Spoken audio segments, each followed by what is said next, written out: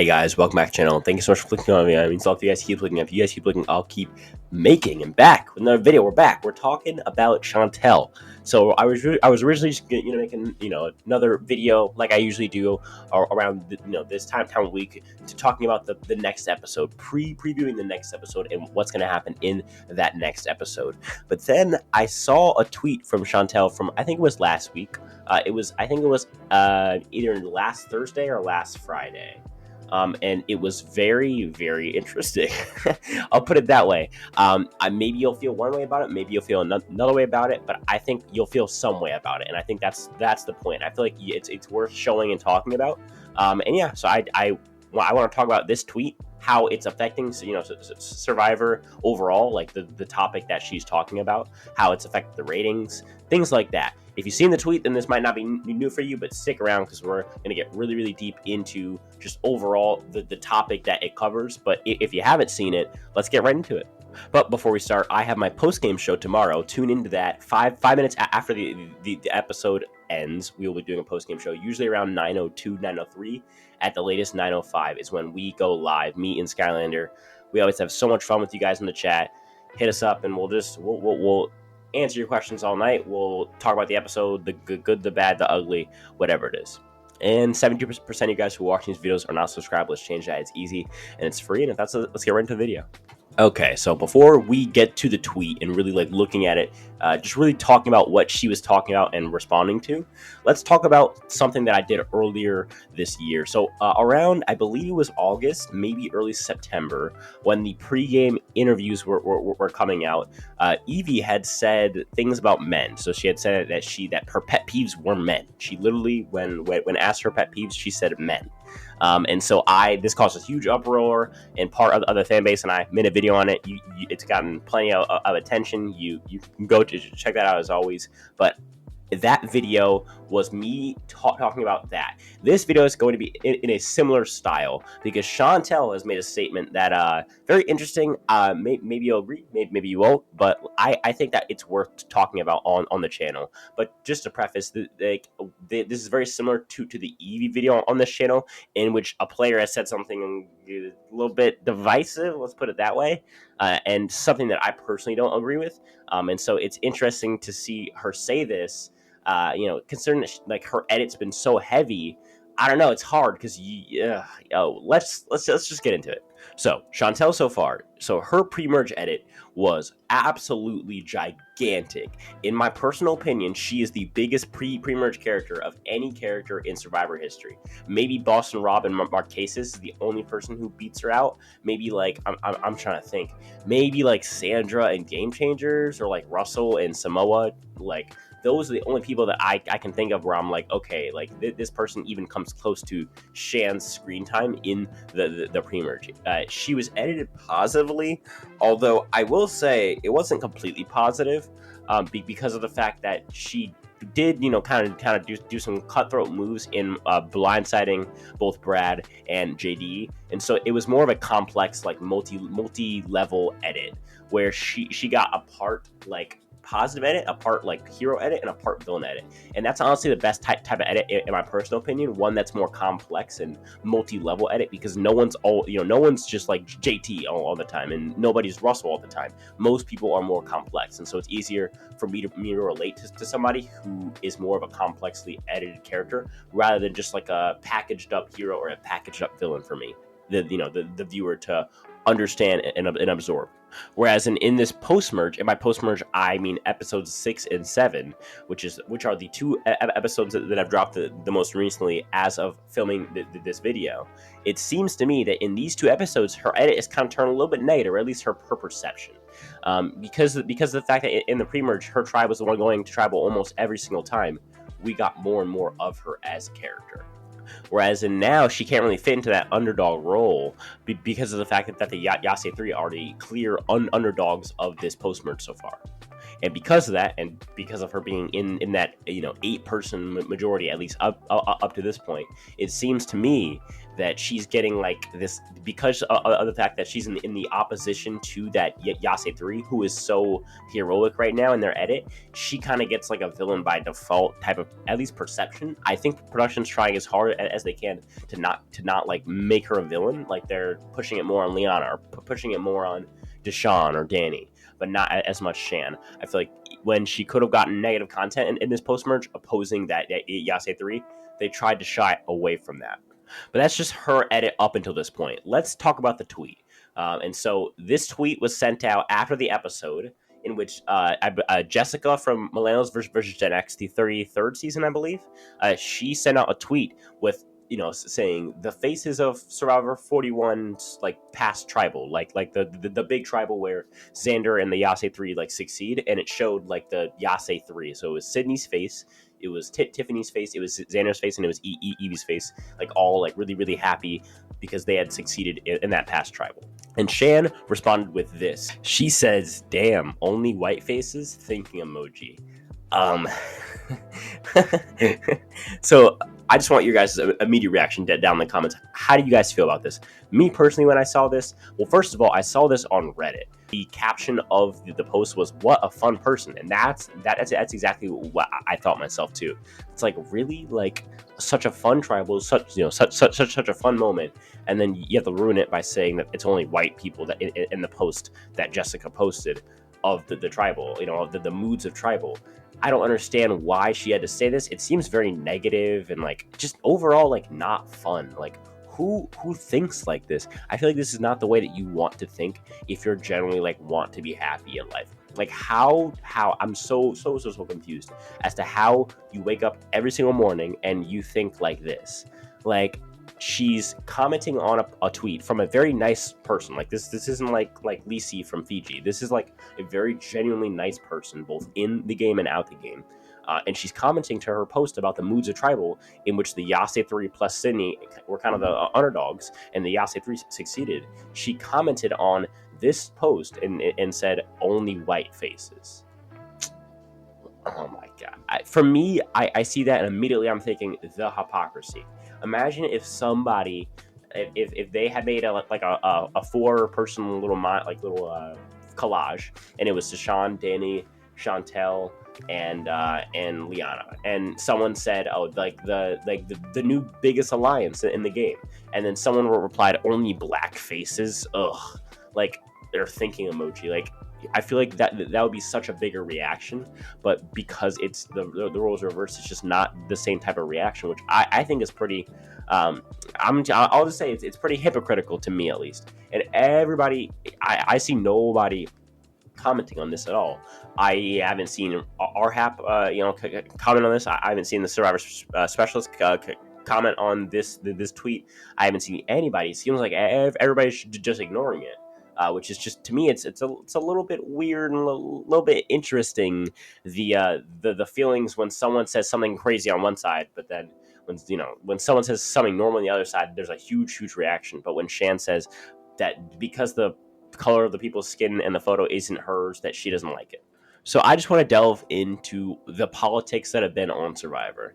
And so for me, the first thing I just want to talk about is that Survivor listens to the fans. I think the issue is that they listen to the Twitter fans, the Shantels of the worlds, the Shantel M. Smiths of the worlds, and that's the issue. Because I feel like when you only listen to people who are, because obviously people on Twitter are more of this kind of Chantel thinking type people, more wokish type of people who have more woke values. When you only listen to people who think like that, obviously Survivors are going to say, "Hey, let's start making our show like that. Let's start, producing the show in a woke way." And I feel like that's not necessarily a good thing at all. I think we saw a great example of this in Worlds Apart, where at the start of the reunion, Jeff's like, we need to address things. We saw that you guys were super mad on Twitter about how the women were being treated on this season, this and that. And that was really the first time that Jeff had said out loud, like, "Hey, you on Twitter, yes, we see you, and your comment that has 3 likes will affect our reunion show that is $1 million production, that is making tens of millions of dollars." That was a gigantic step from, "Hey, you can complain on Twitter, we don't really care," to, "Hey, you can complain on Twitter, and then we're gonna change a catchphrase because of that, or we're gonna change the format of a already packed reunion show because of that. For me, it just seems to me like that was a huge jump, where that was the first time where we really saw that Survivor was succumbing to these Twitter woke kind of subgroup of the fan population. Another example of this, and this isn't about the social media, but this is about the show getting political, is after the Zeke Varner incident, when Jeff had kind of stuck up for Zeke and obviously the show portrayed Zeke, rightfully so, very positively after that episode. I believe it's called the GLAAD Awards, which is some sort of award show that has to do with LGBTQ peoples or persons, and so after Jeff and the producers had framed that situation in such a positive way for Zeke, the GLAAD Awards had given credit to Survivor. I don't know if Survivor got an award for something. I don't know if Survivor got just like recognition, if it got money from that organization, but that is what happened. And so I think Survivor might be trying to chase after that, and so now they're like with like there's like a new topic every single season, and it seems to me like Survivor's trying to chase after that recognition from these little subgroups or these little organizations, and say, hey, like we're being woke, like look at us, we're so cool, and I don't think that's really good for the show. I feel like the show should focus on itself, not what other organizations or other groups or other persons may or may not get offended or be proud of. And this really all started in season 39. Now, obviously, there's some politics on Survivor since the first season. But the main, I think for me, when it really started to ramp up was 39. Obviously, we have the whole damn thing. That's not really what I'm talking about. I'm talking about really when, and again, I like Jamal, but it really started to ramp up as far as the politics when Jamal would have, there was a do-rag thing, and then there was also Jamal's talks at Tribal. There's the whole women's thing about Jamal. It really opened up a kind of a can of worms where it was kind of cute at first. It was a little cute. Okay, oh my god, look at a little worm. And then all of a sudden there was like 85 worms that came out of the can. And now all of a sudden it's not very cute. It's a call an exterminator like ASAP so we can get all these worms out. Except there's no exterminator, and Jeff is just like feeding them more food so they can get bigger and make more worms and more worms. And that's essentially what's happening. You had in 39 it was cute. It was Jamal saying, hey, like, I understand, Jack, that maybe, you thought that was a funny joke, but that, like, that's pretty insensitive of you, this and that, whatever. Like, I get that, that's cute. Maybe I don't feel the same way about it, but I can at least get that kind of. Then in 40, season 40, it became, the new topic was women's bias in Survivor. Was there cognitive bias? And that's affecting women in Survivor. That's making like the game significantly harder for women in Survivor, and that was like the new trend. And of course, Jeff hopped on that trend just like he hopped on Jamal's trend. And so it for me, I personally saw that the show was really leaning into this woke stuff, and that they had no shame, especially after like that 30 like the season 30 and then season 34 incidents slash Survivor really dipping into the Twitter community and overall wokeness. I think after 39 and 40 it really became evident that the show wanted to be involved in this wokeness and just overall spew this out on their show. And so we've talked about 39 and 40, but really when it's now, I think it's got to a point now where it's so evident in 41 between I'm trying to think. So first of all, you have the big thing with the whole guys thing, right? So you have the whole guys calling in guys, which is I think is hilarious. There's a guy named the Bitter Juror. Go check him out. I just saw a video on this. He made a video called like Survivor. It was basically about Survivor being hypocritical of itself, and he had talked about like, hey, how are you gonna say that your guys is so offensive? We'll never say it again. And then Ricard says it in that exact same episode. He says to the two girls, he says, yo guys come here, and then or like yo guys go get that paddle on the boat. And then Jeff says it in the second, third, fourth, fifth, every single episode. He says like, all right guys, let's go. Like maybe he doesn't say come on in guys because that's more of a statement, but they both say the word guys every single episode, if not at least a few episodes of the season. And so for me, I see that as more hypocritical and more like let's make a statement rather than like let's actually solve like a real life problem or two. Like I feel like I just don't see them solving any actual problems. It's more like just them getting offended just to get offended for really no reason. And I gotta say, this has affected the ratings. This season, as the wokeness has really ramped up, the ratings have gone down. Now, I'm not insinuating that this is all because of ratings, or sorry, this is that the ratings dropping is all because of wokeness. But I'm also not saying. I mean, listen, I think it is partly because of that. Again, I think that Phil from The Specialist has a great quote on this, which is that when you talk politics, you automatically alienate half your audience on a dime. And people can say, "Oh, I don't care about that half because they have stupid opinion anyways." That's not really the way you want to think about it. If you're a TV show who's trying to get views, you can be as cool as you want. You can be as woke as you want, this and that. But if you're not getting viewers, if the viewers are dropping off every single episode, which they have been, spoiler alert. That's not the way you want to run your TV show. That's not a sustainable way to manage your TV show, especially if you have control over what politics gets shown in the show. It's not like football where you can't control if somebody makes all of a sudden makes a surprise political statement. Whereas in this show, it is fully edited. You can edit out any politics. You have complete control over what Jeff or the producers say and do. I don't understand. Like, this is them making a calculated choice to be woke when they know that it's going to lose them viewers. Do you not think that that the show knows this? Obviously, the show knows this. I mean, they do all this math, all this polling on things that people like in the show for viewers. CBS is a greatly powerful organization, and so really to see the show just be this idiotic, just for the sake of being woke, it seems to me like that's not the way to run your TV show. And obviously, the ratings are kind of proving my point here, where the ratings are becoming to the point where half of the audience is just leaving immediately as soon as this woke stuff comes up. And I think Shan's tweet really sums this up really well. She says, it's a super positive moment, and all of a sudden it's like, damn, only white faces, thinking emoji. It's like, of course, like, imagine that encapsulated in a show.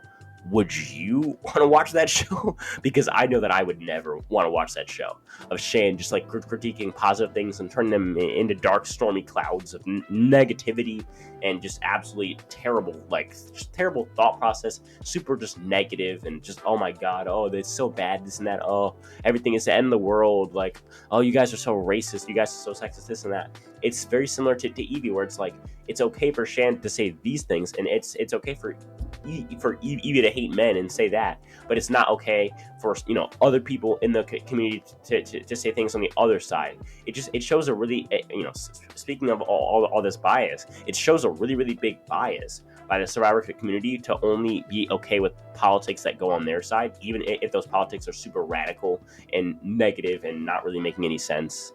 And overall, just not good for the show.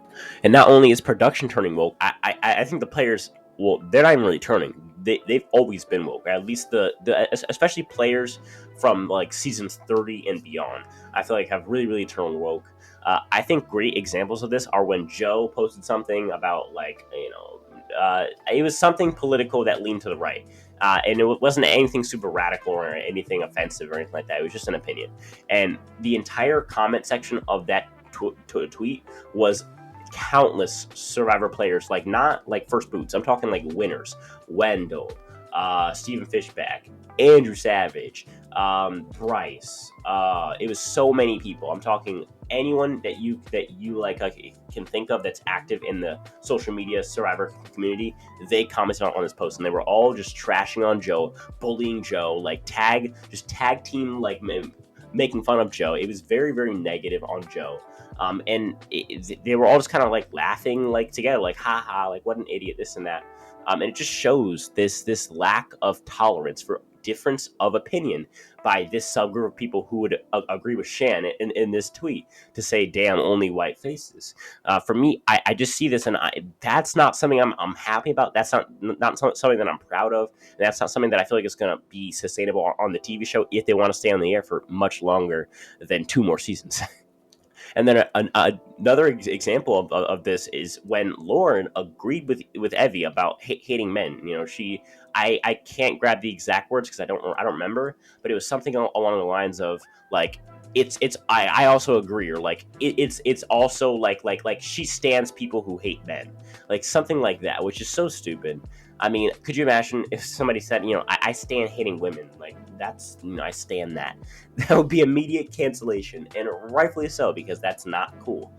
And so for that to be okay for her to do when that's just simply not cool, just shows a kind of a double standard, I feel like, in the Survivor community, who preaches all about tolerance this, tolerance that, but then you want to sit back and just say, oh, well, no, but you can't say that, and you can't say that because I'm offended, you can't say that because I'm offended, but then Shannon can say that, ugh, white faces only? Are you kidding? Like, could you imagine if, like, Brad said, oh, all these black faces on this cast, ugh, thinking emoji. That would be so bad. He would be immediately beheaded. You know, like, he would have a public execution dated for like January 8th of next year. Like, it would be immediately just like there would be no questions asked.